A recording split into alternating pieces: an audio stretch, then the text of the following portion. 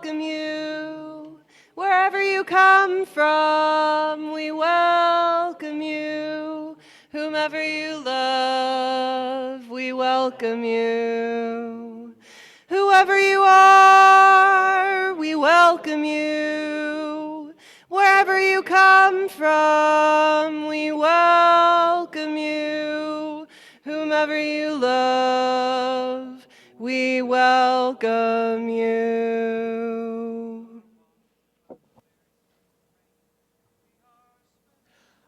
There's a slight technical delay, so give us just one more minute to get everything set up, and then we will start. Thank you very much for your patience. We could do announcements now. I think there's announcements. Go ahead. Hi, everybody. I'm Buffy. I don't think there's anybody who does know me. So, I have nothing to do with this shop, but I found it yesterday, and I think it's very in line with some of our principles because it's a reusing and repurposing shop on 25, if anybody knows where Sylvia the Psychic's place is. Thank you. Sylvia the Psychic. They're below her, and then they also have the big building next to her. And I talked with a gentleman yesterday. Joe DeMere made his kickoff announcement for his campaign there. They're open Tuesdays and Fridays, 12 to 5, Saturday, 11 to 4. They have a maker's area. They have all kinds of stuff that's free, but it's weird stuff, like old cigar boxes and pieces of metal hinges. And then artists have made amazing art and put it together, and it's for sale. And they have planters that people have created out of things, and they have plants for sale. And I just think it's worth going and checking it out and supporting somebody. And if you have weird stuff when you clean out your garage, they're interested in it. And they have stuff that's available free if you want to make art with it. So go check it out. Bye.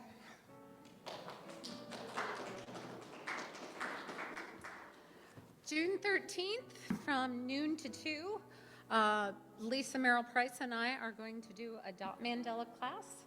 It is $15. We do have scholarships available for those who cannot afford it. And it will be a lot of fun. So we have 5 spots left. Please join us.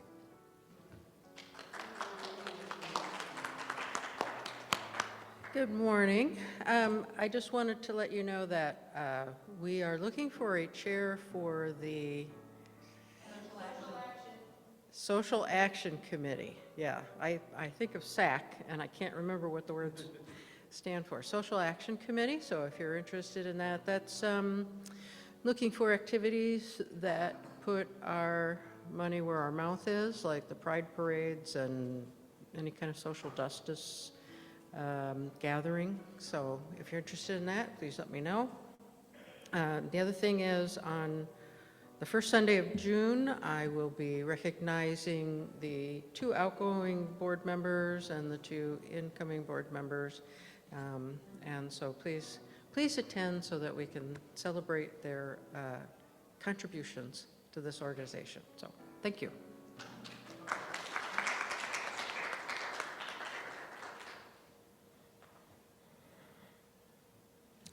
Now we can begin. All right.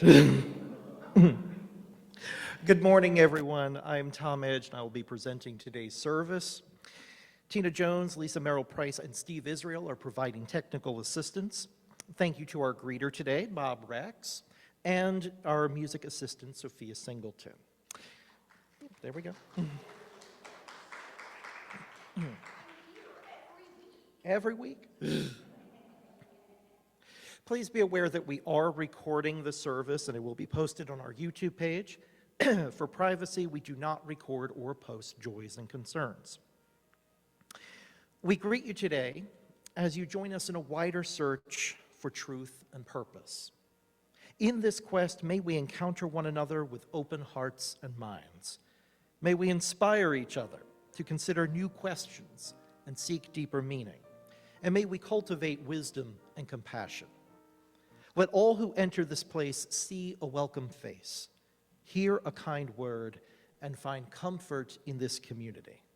May all that we do and say here today Help us to be a force for positive change in the world. Do we have any visitors today? It looks like the usual suspects. I will skip ahead. All right.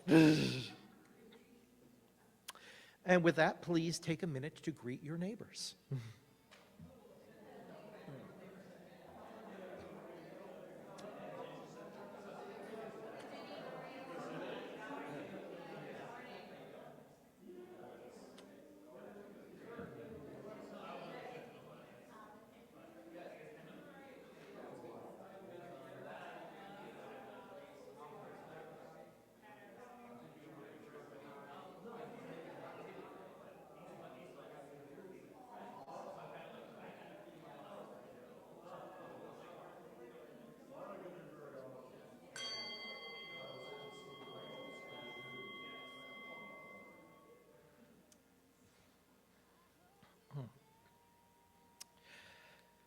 The chalice will be lit today by Bob Merrill Price.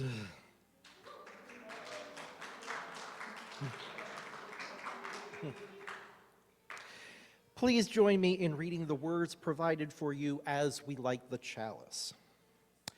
In honor of those who have served and those who continue to serve, at home and abroad, for peace and in war, we light our chalice and we offer our thanks.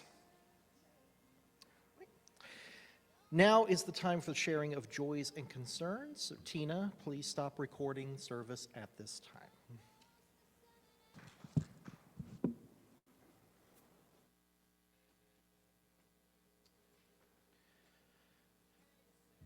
All right.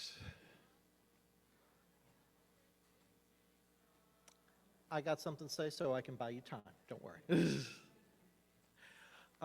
In honor of today's theme, and especially in honor of today's reflection, we are going to listen to Sojourner's Battle Hymn, sung by Sweet Honey in the Rock. During the Civil War, there were literally dozens of different versions of the Battle Hymn of the Republic written. This particular one, legend had it for a very long time that this was written by Sojourner Truth, the great abolitionist and women's rights activist, in honor of a black regiment out of the state of Michigan. That's probably not true. It was actually written by a white captain from New Jersey who was in charge of the 1st Arkansas Colored Regiment. The problem is the way he wrote it, it sounded more like a minstrel song. He tried to do it in plantation dialect, which is a little, But over the years, black artists kind of reclaimed the song, cleaned up the language a little bit, and used it as a point of pride, and that's how it was presented by Sweet Honey in the Rock. So feel free to stand, feel free to join in, especially for the chorus if you wish, but go ahead and enjoy this music. Glory, hallelujah. Glory, glory, hallelujah. Glory, glory, hallelujah. As we go marching on, we are mighty soldiers who enlisted for the war. We are fighting for the Union. We are fighting for the Lord. We nation to the rebel father than a white man ever saw.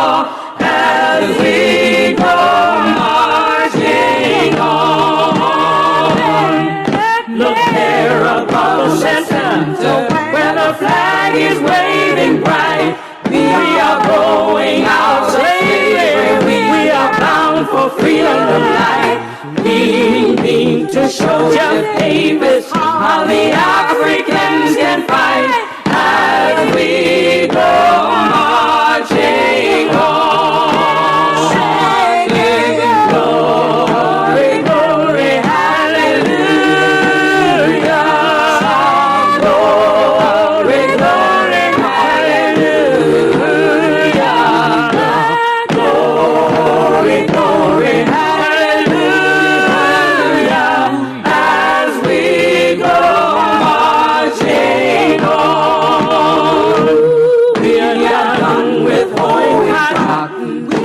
are done with homegrown.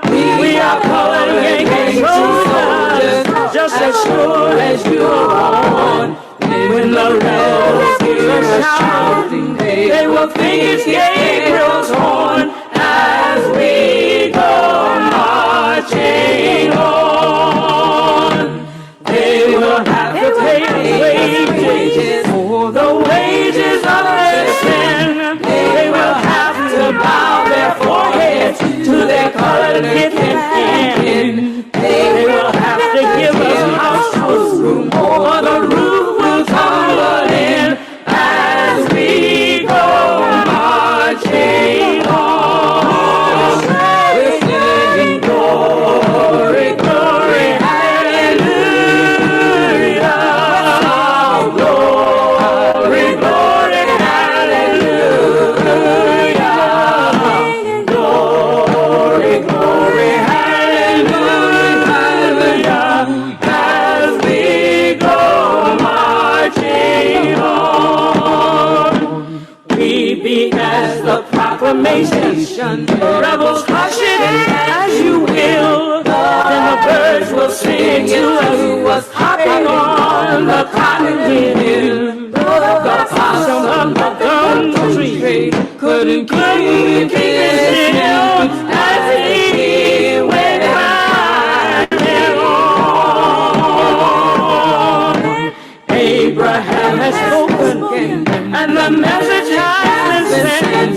The prison doors have opened, and out the prisoners went to join the slave army of African descent as we go marching on.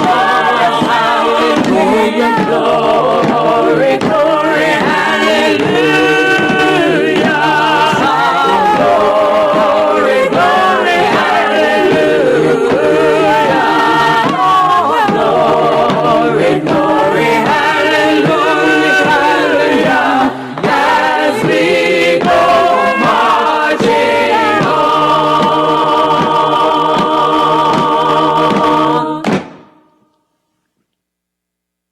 Watch what magnesium does to your body.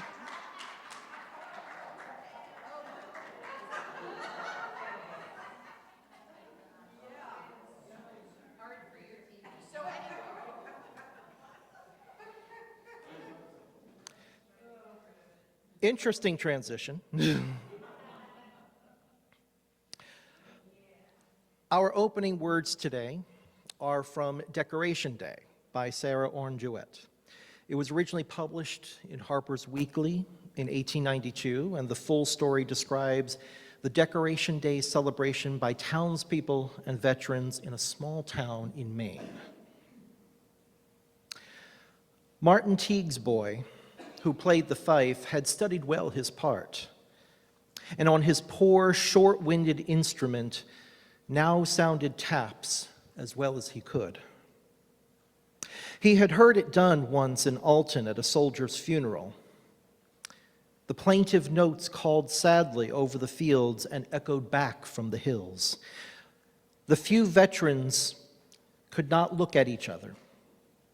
Their eyes brimmed up with tears. They could not have spoken. Nothing called back old army days like that. They had a sudden vision of the Virginian camp, the hillside dotted white with tents, the twinkling lights in other camps, and far away the glow of smoldering fires. They heard the bugle call from post to post. They remembered the chilly winter night, the wind in the pines, the laughter of the men, lights out. Martin Teague's boy sounded it again, sharply. It sounded as if poor Eb Munson and John Teague must hear it too in their narrow graves. The procession went on and stopped here and there at the little graveyards on the farms, leaving their bright flags to flutter through summer and winter rains and snows, and to bleach in the wind and sunshine. When they returned to the church, the minister made an address about the war, and everyone listened with new ears.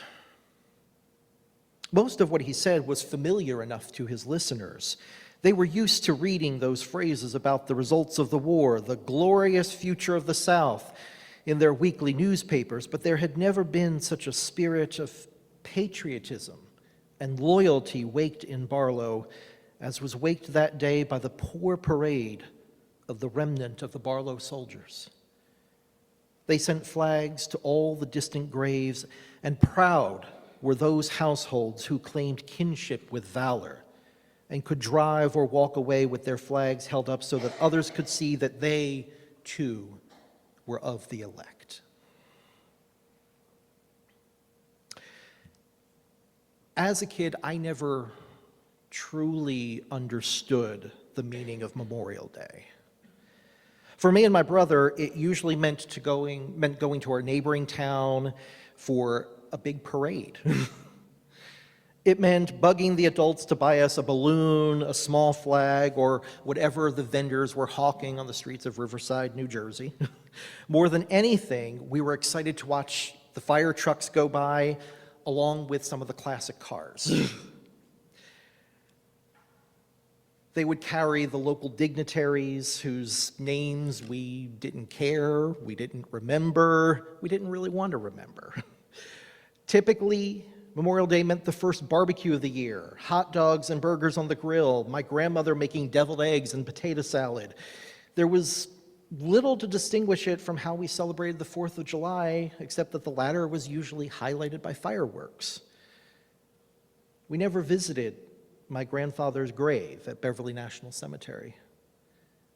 We heard the high school marching bands performing their routines, not the mournful sounds of taps to commemorate the dead. We certainly never heard from my Uncle Earl, living nearby but suffering from PTSD and a range of other issues from his time in Vietnam.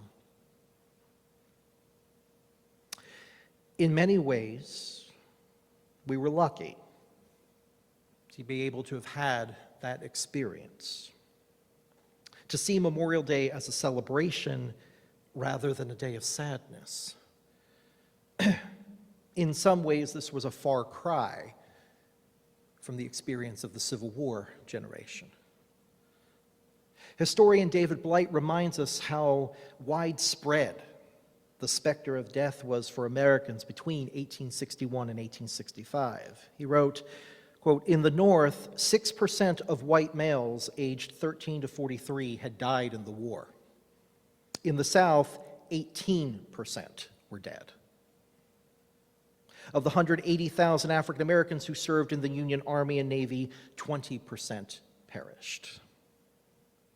Now, these numbers from Blight are likely conservative estimates. At the time that he wrote this, most historians accepted a death toll for the Civil War of between 600,000 and 620,000 troops. Now, historians, taking into account long-term effects of disease and injury, put the number closer to 750,000. Faced with losses that touched every community, if not every family, Blight wrote, "Death on such a scale demanded meaning." As we know, those meanings began to emerge even before the war itself had ended. We saw it at Gettysburg in November of 1863, when President Lincoln paid homage to those who gave their lives earlier that year in the deadliest battle of the war. As the war unfolded, historian Drew Kilpin Faust tells us that it completely changed Americans' perceptions of and relations to death. Greater efforts were undertaken to name the dead, even to retrieve them later for a proper burial or return to their families. Letters were sent to survivors by Army physicians and commanding officers, assuring loved ones that their husbands, brothers, sons, and fathers had died a good Christian death. The sheer scale of death led to new technologies for preserving and transporting the bodies. And it led to the creation of new spaces to serve as final resting places for the hundreds of thousands of casualties. Most famously, during the war itself, the federal government confiscated the plantation that belonged to Robert E. Lee for failure to pay taxes on it. For those who don't know, Robert E. Lee's wife was the great-granddaughter of Martha Custis, who you know better as Martha Washington, by way of her first marriage. So this made him the step great son-in-law? Yeah, sure. Of George Washington. In 1864, Secretary of War Edwin Stanton designated the use of the property for burying the Union dead. Part of this, if we're being honest, was him being a little shady. He thought that if we buried enough people there, the Lee family would not retake possession of it and would not want to use it. At first, several dozen bodies were buried near Mrs. Lee's rose bushes. By the end of the war, around 16,000 Union soldiers were buried on the property that would soon become known as Arlington National Cemetery. A formerly enslaved man named James Parks, who had been born on the property previously known as Arlington Estates, dug the first graves at the new cemetery. He was then hired as a groundskeeper, maintenance man, and gravedigger at Arlington, a job he kept until his death in 1929. The Secretary of War at the time, James W. Good, granted a special dispensation to allow Parks to be buried on the grounds he attended for most of his adult life. Parks is still the only known and named person who was born on the grounds of Arlington National Cemetery to also be buried there today. Indeed, as the war sloughed towards its bloody conclusion, James Parks was not the only African American who helped to change how we commemorated the dead. Several hundred miles south in Charleston, South Carolina, black residents of the city played a crucial role in remembering the sacrifices of Union soldiers. In February 1865, Union forces finally re-entered and took control of Charleston, including members of the 21st U.S. Colored Regiment, who quickly took to putting out fires across the city. Several weeks later, on March 3rd, local African Americans gathered to watch 13 black women, representing the original 13 colonies, presenting gifts to the Union commander in charge of the city, General Quincy Gilmore. These included a flag, a bouquet of flowers, and a fan as a gift to Mary Todd Lincoln. Soon, even before the surrender at Appomattox, the celebrations began. As David Blight wrote, quote, "On March 29th, approximately 4,000 blacks marched in an unprecedented victory parade. Companies of soldiers were followed by tailors, coopers, butchers, sailors, and many other tradesmen. 8 companies of firemen marched, as did some 1,800 school children with their teachers, some of whom were from the Northern Freedmen Aid Societies that had been active on the Carolina coast for nearly 2 years. Then, dramatically, 2 carts rolled along in the procession, one carrying an auction block and an auctioneer selling 2 black women and their children. The second cart contained a coffin with a sign announcing the death of slavery, and that, quote, Sumter dug his grave on the 13th of April, 1861. That last date, of course, marked the opening shots of the Civil War. On April 14th, 1865, the anniversary of the surrender of Fort Sumter in Charleston Harbor, the American flag was raised once again at the fort. 3,000 African Americans crowded onto that tiny island to hear speeches from visiting dignitaries, including the abolitionist Henry Ward Beecher. Celebratory banquets rounded out the day, with many raising toasts in honor of Abraham Lincoln. The very next morning, news buzzed across the telegraph wires that President Lincoln was dead, felled by an assassin's bullet at Ford's Theater the previous evening. Now the mourning took on a new tone. There were a few remaining skirmishes, but for all intents and purposes, the war was over. Grief over the hundreds of thousands of casualties merged with the new, fresh loss of the President of the United States. Those same African Americans in Charleston who had been celebrating the Union takeover of the city now led the work of assigning meaning to what had happened. In the latter stages of the war, the Confederate Army had taken control of a horse racing track in Charleston, traditionally used by the planters for their own amusement. It was converted to a prisoner of war camp. POW camps on both sides of the Civil War were notorious for their living conditions, leading to high numbers of casualties. At least 257 died on that racetrack in Charleston, primarily from disease and exposure to the harsh elements.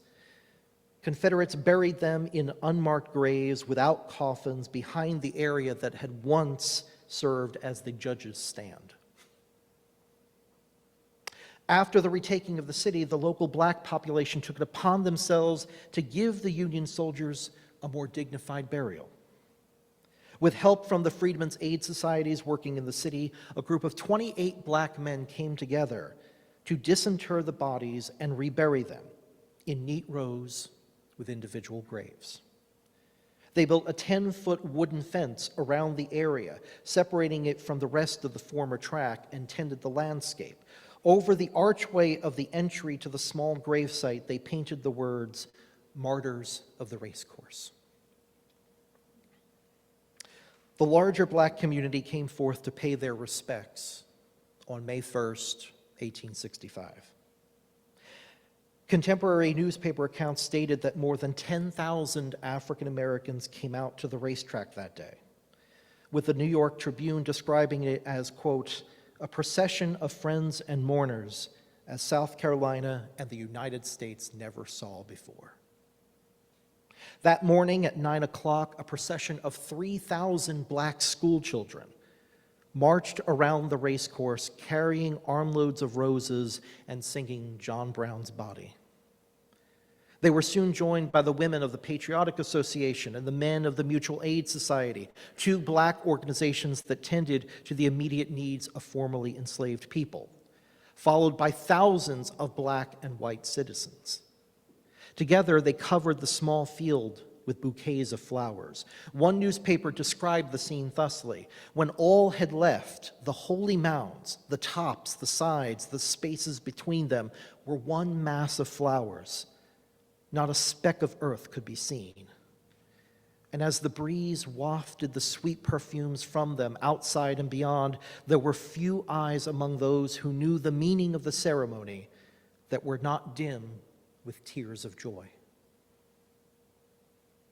The adults finished their tour of the graves as the children gathered in a nearby grove, singing patriotic songs to honor their country and its soldiers.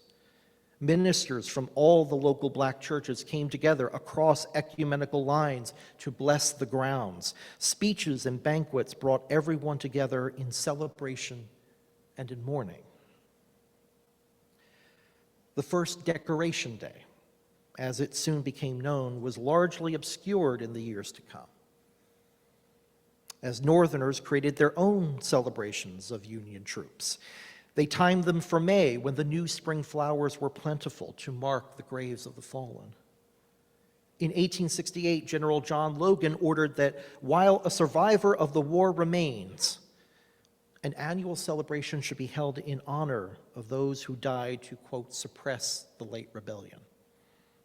Thus, May 30th, 1868 is often given as the first official Decoration Day. New York led the way in declaring May 30th a legal holiday, with most northern states following suit by 1890. Meanwhile, in the South, groups like the United Daughters of the Confederacy led the way in burying and commemorating their own dead. One member of the UDC contacted the Ladies' Memorial Association of Charleston in 1916, asking if rumors of a celebration in Charleston by African Americans and their allies back in 1865 were true. She received a terse response, quote, I regret that I was unable to gather any official information to answer this. I chose to share this story today not only because it highlights an important antecedent to what became Memorial Day more than a century later. I shared it because Memorial Day should force us to think about the meanings of these deaths. As Unitarian Universalists, we strive to create a world community rooted in peace, justice, and equity. But we also have to wrestle with the conflict between our desire to bring forth a better world peacefully and the realities that this has not always been possible. The incredible transformations wrought by the Civil War, including emancipation of 4 million people and the recognition of black citizenship through the 14th Amendment, were only possible after the nation paid a terrible toll. That first Decoration Day recognized this. African Americans took the lead in caring for and commemorating the dead because they understood the price paid for their freedoms, including by African American soldiers themselves. They also understood that 4 years earlier, the South had closed the door forever on the possibility of a peaceful end to the scourge of slavery. Closer to our own times, we have dealt with many questions about the appropriate use of war powers, especially in Vietnam and the Middle East. We walk a fine line at this time of year between honoring the dead and questioning the choices and decisions that led to those wars in the first place. This part, this critical assessment of the real cost of war, was missing from the memorial days of my childhood, or so I thought. In writing this piece, I looked up old newspaper articles from my youth, describing some of the Memorial Day celebrations in South Jersey where I grew up. I only ever saw the parades. I never saw the graveside ceremonies, where soldiers, sailors, and pilots came together to remember their fallen comrades. I never heard their words, words that warned us of the horrors of war and cautioned us to never make that decision in haste. An account from the 1985 parade in Pennsauken, New Jersey, just a few miles from where I grew up, was particularly moving. It quoted Charles Opido, recently discharged from the Marine Corps, as saying, "I've served in the Philippines and Cuba, and I lost 2 friends in Beirut, Lebanon. I've seen a lot of things I didn't like." Another veteran, James Lorino, had served in the Navy during World War I and the Army during World War II. He said, "We honor the deceased veterans and pray and hope that we don't have another war." I'm sure that sentiment was shared by the residents of Charleston 161 years ago. They too faced an uncertain future in which there was no guarantee of peace, equity, or justice. They faced the prospect of trying to create unity in a violently divided nation. They faced uncertainty amid a radically changing economy. How did they face these challenges? They mourned. They celebrated. They took the time to assign meaning to what happened. And then they committed themselves to the hard work of building a better world. May we take inspiration from their example.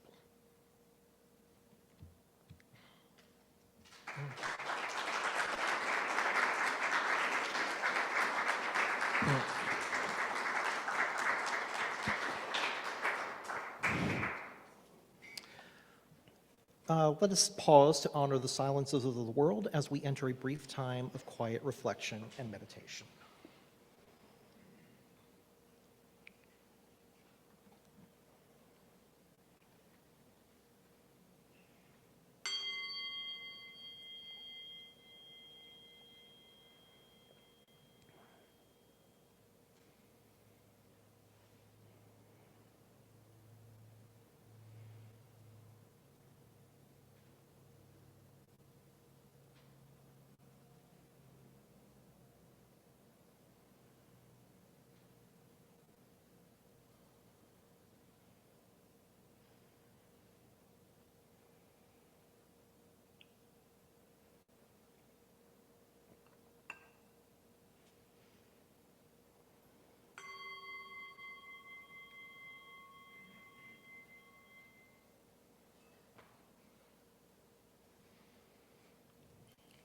If you'll join us for the next musical selection, we're in the Gray Book today, hymn number 145, As Tranquil Streams.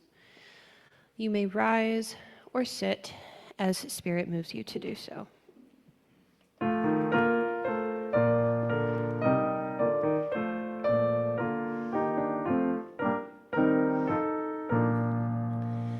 As tranquil streams that meet and merge and flow as one to seek the sea, our kindred hearts and minds unite to build a church that shall be free, free from the bonds that bind the mind to narrow thought and lifeless creed, free from a social code that fails to serve the cause of human need, a freedom that reveres the past but trusts the dawning future more, and bids the soul in search of truth adventure boldly and explore.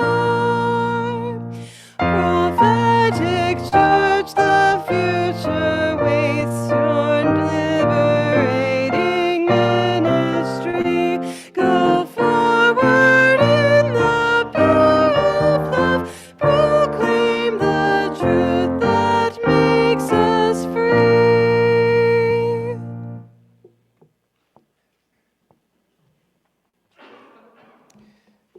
Now let there be an offering to sustain and strengthen this church, which is important to so many of us. We gratefully dedicate this offering to the good of the church, the wider community, and the world. If you make automatic pledge payments, please place one of the yellow cards indicating the support in the basket. If you want today's contribution to count toward your annual pledge, please put it in an envelope with your name on the front so that we know who to credit it to.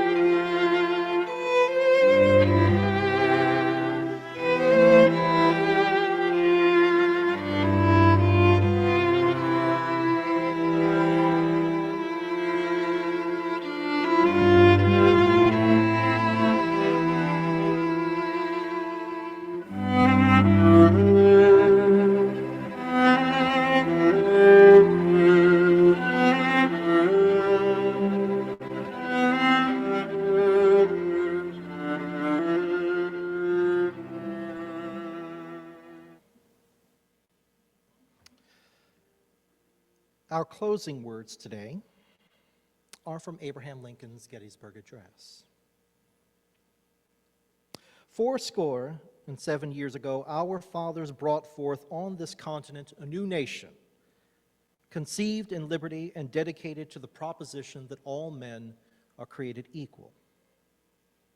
Now we are engaged in a great civil war, testing whether that nation or any nation so conceived and so dedicated can long endure.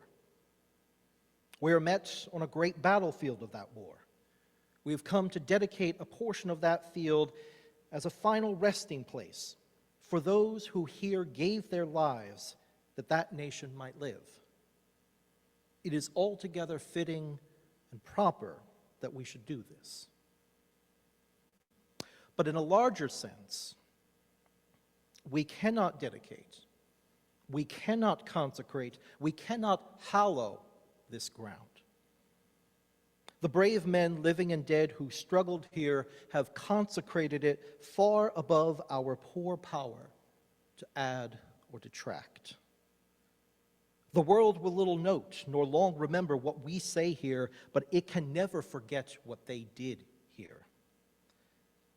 It is for us, the living rather, to be dedicated here to the unfinished work which they who fought here have thus far so nobly advanced. It is rather for us to be here dedicated to the great task remaining before us, that from those honored dead we take increased devotion to that cause for which they gave the last full measure of devotion. That we here highly resolve that these dead shall not have died in vain. That this nation, under God, shall have a new birth of freedom, and that government of the people, by the people, for the people, shall not perish from the earth.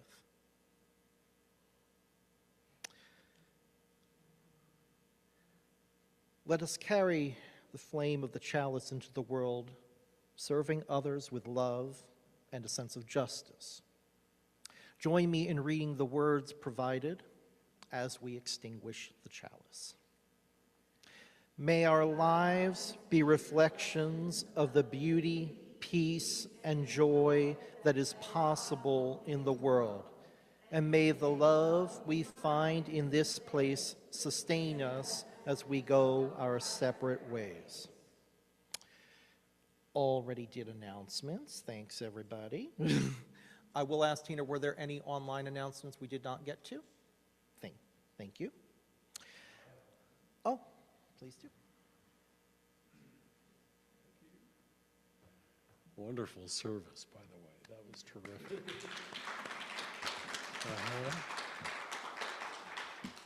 Tonight at 8 o'clock on public broadcasting is something I've tried to watch every year. It's a 1-hour special about Memorial Day. Beautiful music, wonderful stories, and I'm planning to watch it tonight. So that's 8 o'clock on public broadcasting. Is WBGU still carrying public broadcasting? WGTE in Toledo is. So catch it if you can.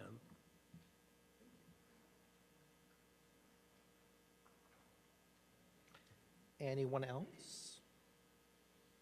Okay. After the closing song, we invite everyone to stay for coffee hour. And thank you for joining us. We're closing out in the Gray Book, hymn number 161, Peace, the Perfect Word. There's a full, you'll hear it played once through before we start singing. Stand or sit as Spirit moves you.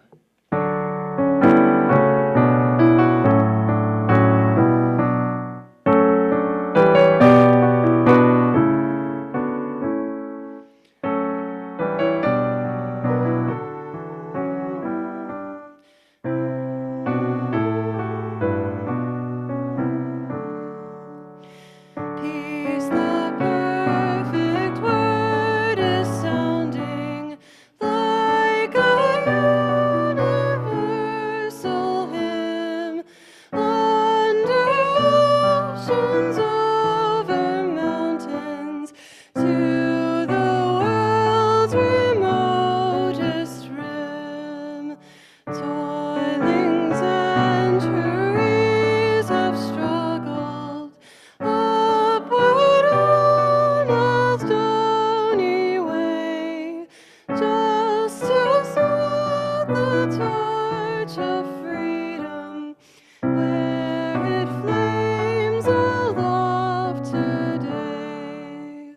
All the old forlorn lost causes, every rare forbidden dream, and to the prophet's hopeless visions, and to poets' fitting gleam. All the hopes of subject peoples, all the dreams of the oppressed, may be ours, our hopes, our visions. We can never stay or rest. Happy Sunday.